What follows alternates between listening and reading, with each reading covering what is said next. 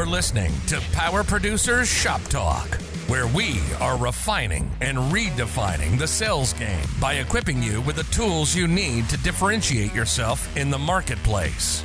Well, it's like when we audit the mod with Logic and give them the action items that they're going to use to lower their total cost of risk. Tactical skills that will help you provide deliverable value to your clients and prospects.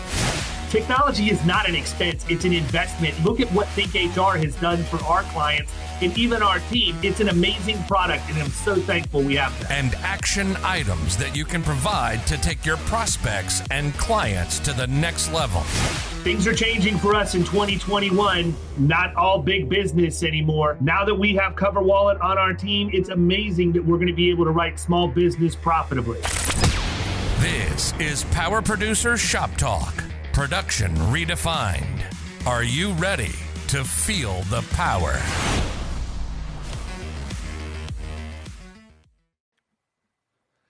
Hey, everybody. Welcome to Power Producer Shop Talk. We got Mr. White Mike Evans with us today. Let's go, baby. Yeah, Not only did I think this was appropriate, I think it was necessary. I don't know how things could get any better. Ooh, I see what you did there. Yeah, I mean, listen, man. You know, it's funny, too, because I said early on, before any of the seasons started, that Tampa had a legitimate chance of running the table on championships. And if it wasn't for the Rays letting us down, we'd have done it. Yeah. And I'm sitting here thinking to myself, number one, I never bet on sports, ever. Ooh. But I'm wondering to myself, what would that look like? Like, if I would have put down a bet that all three Tampa teams, blind, before the season ever even started. A parlay. The odds would have been ridiculous. I got the Bucks at plus 900, like maybe the last week of the regular season to win the Super Bowl. I don't even know what that means. It means you have to bet $100 to win 900. Oh, well, I'd have bet 1,000.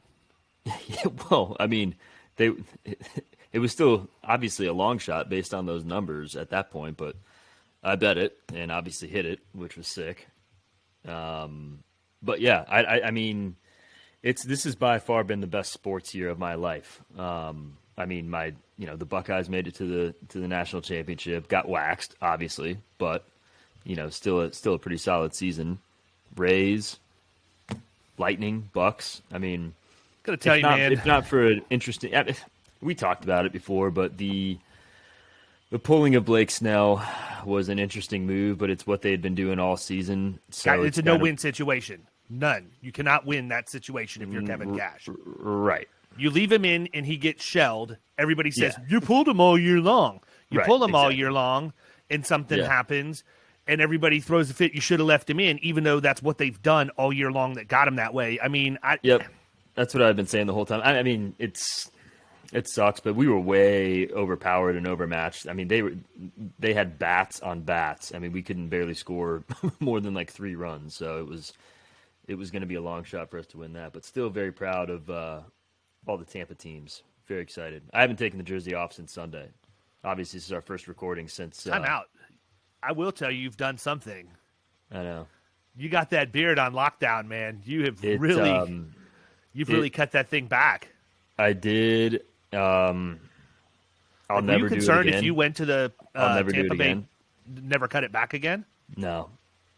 Hold on. It's just no. You're going to go full ZZ Top? I am going full ZZ Top. Oh, okay. No, There's I don't know. No way you're going I was just full disappointed. ZZ Top. It's like my chin. It's like, where'd my chin go? It's gone. It's like I don't have a chin. It disappeared somewhere in my mid-20s, and I don't know. I don't know what happened. Well, I think you need a chin because you need a chin strap to hold your helmet on for when you're banging your head against the wall due to difficult clients. What a nightmare. Yes. Yeah. Recent experience with that. Yeah, I mean, it's weird, too, because we don't really have a lot. We don't. And the ones that we do have are not ones that we went out and prospected on our own. Yeah, they're never self-generated. It's never. It's helping your payroll referral source get a deal done. It's the banker needs you to, push something through so they can get a loan funded or whatever else. And group, whatever. Yeah, I mean, and that's the thing. I think people listen to this and they're under the impression that everything is rainbows and unicorns, and it's not. I mean, we just don't ever talk about stuff like that. But maybe that's what people need. Maybe they need to hear some of the people have spoken. Hey, the people asked for fish dip 2 weekends ago, and the people got fish dip. I did not receive any fish dip. It's sitting with your copy of the extra 2 minutes and never split the difference. Is there any left? Seriously? No, I wouldn't give it to you right now anyhow. It's not Why? By this time because I smoked it last week. Yeah, but I figured you might have frozen some or something. Or can you not do that with fish dip? No, it's got too much dairy stuff in it. Gotcha. Okay. It's got mayonnaise and cream cheese and all kinds of stuff. Makes sense. Carry on. Yeah. So, I mean, that's the thing, though. I think that people need to understand that everybody deals with that stuff, right? It's not always perfect. But I will tell you, I feel like when we're actually going out and prospecting to bring things in, we have a lot more control over that, right? We do. I think there's more rapport there, and I think that it's our deal. That's how I look at it. It's our deal. We're not doing it.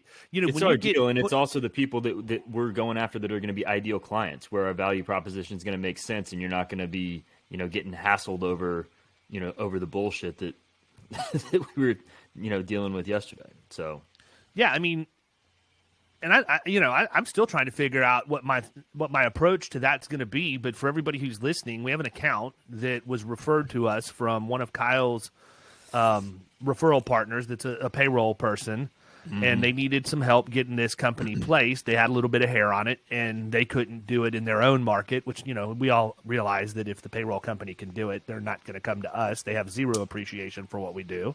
Right. So we are, in a position where I just completely spaced. What was I even saying? Kim is texting me right now telling me that one of my accounts had a driver with a DUI after I told her I'm recording a podcast. It's awesome. So, no, what happened is this account, fits in I our remember what it wheelhouse. was. Yeah. They referred it to us, the payroll company. If they could have placed the comp, they would have done it themselves. And instead, they bring us in to do the heavy lifting. And we did what we typically do and put them on monthly self-audit so that they didn't have the audit swings and everything else. This was explained to this client. Now, if I'm not mistaken, this person was a pain in the butt before we ever even brought it on board. I mean, they were a nightmare for you just to even get the deal closed and communicate with them to get it bound and all of that. Yes, and this person may have issues, bipolar, I don't really know. I mean, was huge pain in the ass the entire time, and then flipped after we got the deal done and was nice and cooperative, and then just completely flipped back again. I mean, so I don't know if there's something else going on there, but regardless, you outline the options with everybody beforehand in terms of payment, why monthly self audit makes the most sense for 99% of our clients. And I'd like to go out on the explain this a little bit further and say, you actually agreed to enter the payrolls for this client. Correct. All they have to do is get you the payroll report. This person was a pain in the ass, so I said, look, I will do it for you. All I need is the payroll report at the beginning of each month for the month prior, which, by the way, is one of the easiest things to do. All you have to do is go into your portal. Hold on. I have to log in. Let's count the steps, right? Because right. The email that I read yesterday that sent you into a massive tailspin mentally was, I don't have time to be doing this. This is a 30-minute process. 30 minutes.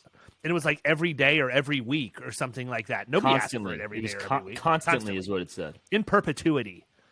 I am tired of providing you with payroll reports in perpetuity. I go, listen, lady, it's literally a once a month thing. Nobody's asking you to do anything constantly. And first of all, it's not a 30-minute process. It maybe is a 5-minute. It's probably more like a 2-minute process if you have to turn on your computer from being shut down. And let it boot up. By the way, if you're still operating in DOS, maybe now I understand what your problem is. But you're having to stick a 5 1/4 go in, floppy log inch. in, click on reports, select the date range, Jan 1, Jan 31st, hit create report, and export that shit to me. That's it. That's a lot of work. It's just... I cannot even imagine the level of short circuitry that would happen if they were required to key that information in themselves. And even better That's yet, what I said. I outlined all the options. I can't even, but even further, I can't imagine the short circuitry that would happen if they not only had to key it in themselves, but then they had to actually deal with an audit because they didn't key it in right.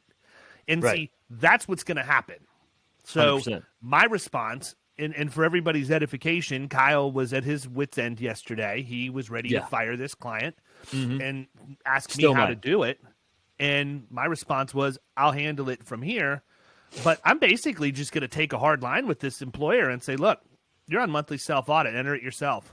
We're not entering anything for you. If it's too much work for you to give us what we need to do the majority of the heavy lifting on getting your payroll reported every month, which that's just laughable in and of itself, then you can go do it yourself. And if you don't do it for a period of 2 months, your policy is going to cancel for non-pay. However, we are not going to waste any more time arguing with you about the fact we need your payroll reports. This is not a difficult process.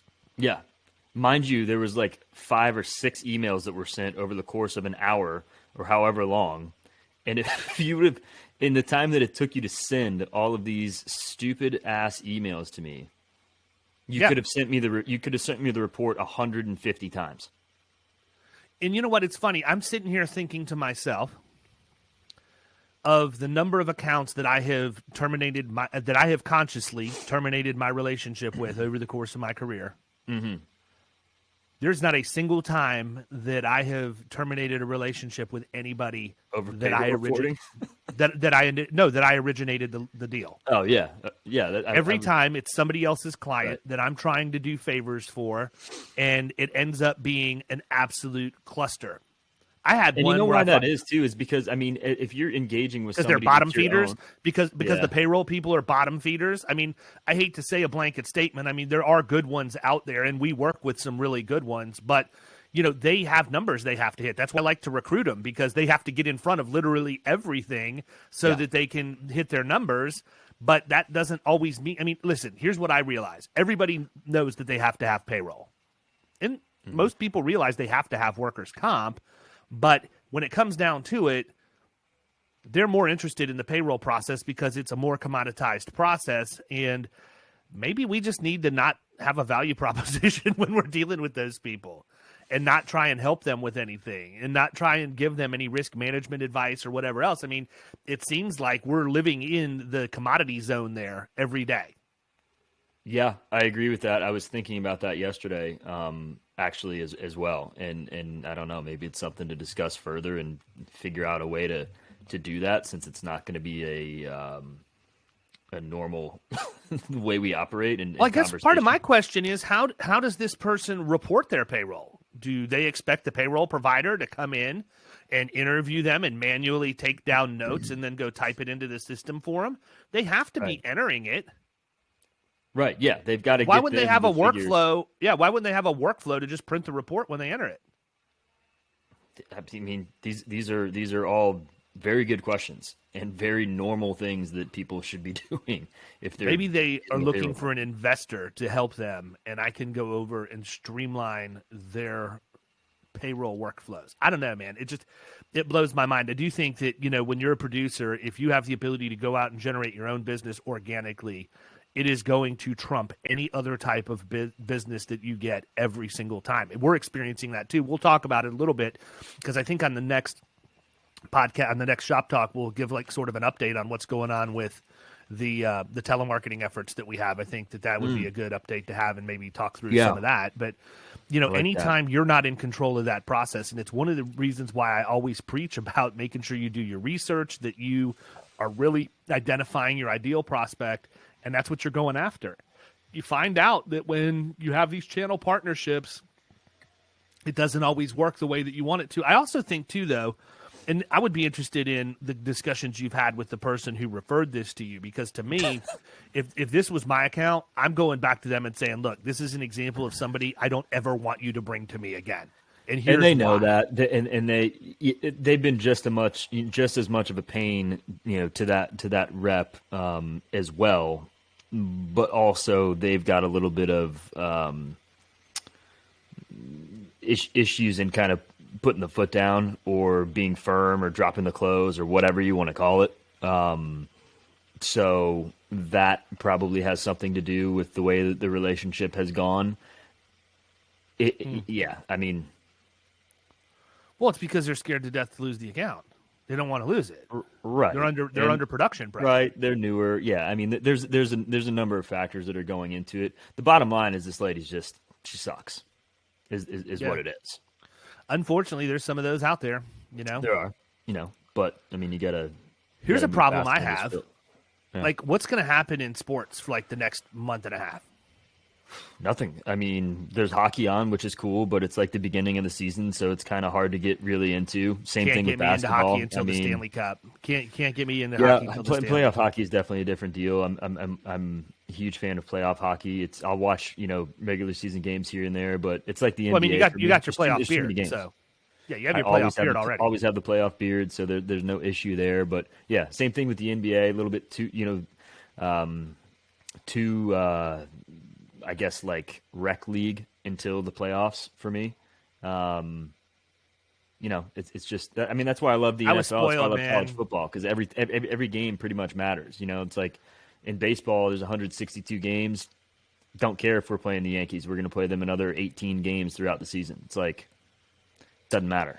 Yeah, it's interesting. I was spoiled growing up, man. I had Jordan and Pippen and, Patrick Ewing and Charles Barkley, like the dream team, the actual legit dream team from the 1992 Olympics is who I grew up watching play. It is really difficult to get into basketball these days when that's what it's a different game, completely different game. It's not, I mean, if you watch the Last Dance, the Jordan documentary, which was fantastic. I did not watch that. I need to watch that. You absolutely need to. It was fantastic. The playoff games that they're playing, like against the Pistons and whoever, the score is like 96-88. Like, I mean, they play defense. They're not scoring 147 points like the Brooklyn Nets. I love the fights. Scoring 147 points and losing, by the way, which is hard to believe. Loyola Marymount coaching all of the teams in the NBA now? Like, I remember when I was in high school, that was the big deal, is Loyola had that run and gun offense. And same with UNLV, when they had they had Stacey Augmon and Larry Johnson. Mm-hmm. Yeah, I can name them all. You don't even know. You weren't even born. No, barely. I mean, growing up, like you talk about the that was like 91, 92. Like that's when I started watching. Like, I mean, I may have been young, but like that's what got me. What into year basketball. were you born? 88. Oh, okay, so you were 3. Yeah, I mean, I remember sitting there watching Jordan, and I mean, that's why I started playing. You had your Jordans. You had your Jordans. 100% did. Yeah, they didn't have the sole. They were like the one-piece leather that were the Jordans with the leather sole on the bottom, little baby booties, like Nash is rocking now. That's Nash has got now. No, I had some legit J's when I was a kid, man. Way less expensive back then. You know what? I got my very first pair of Air Jordans in 1984. They had 2 options back then. You could get the leather ones for $65, or you could get the canvas ones, which was probably like $400 back then. You could get the canvas ones for $29.99. Huh. And that's interesting. You did not want to go to school wearing the canvas ones. You can't show up in the canvas because you'll get clowned. No, you were going to absolutely get just destroyed. So that was huge. My mom had met a lady whose husband was a sales rep for Nike, and he ended up getting me the hookup, and I got him for Christmas. Sick job, dude. Yeah, be a sales rep for Nike. Oh, yeah, awesome. Yeah, absolutely. All right, man. Well, difficult clients, Air Jordans. Yeah, Bucks, Bucks, baby. See you guys later. Have a great weekend, everybody. So.